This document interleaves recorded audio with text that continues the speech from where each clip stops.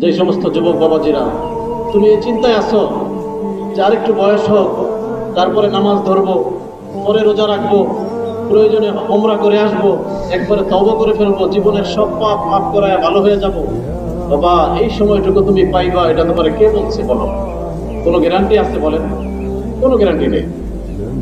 এই কিছুদিন আগে আমার এক মুরিদ, মাত্র 24 বছর বয়স ছেলেটা, বাবা মা তাকে বিয়ে করাবে, পাত্রী দেখতেছে।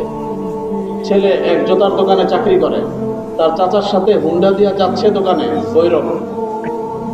যাওয়ার পথে রাস্তায় হুন্ডার স্লিপ কাইটা চাচাও পড়ে গেছে, বাতিজাও পড়ে গেছে।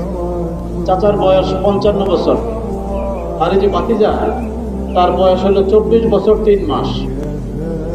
চাচা ওই সাইডে পড়ছে, কিন্তু তার যে ভাতিজা সে এই সাইডে পড়ে গেছে।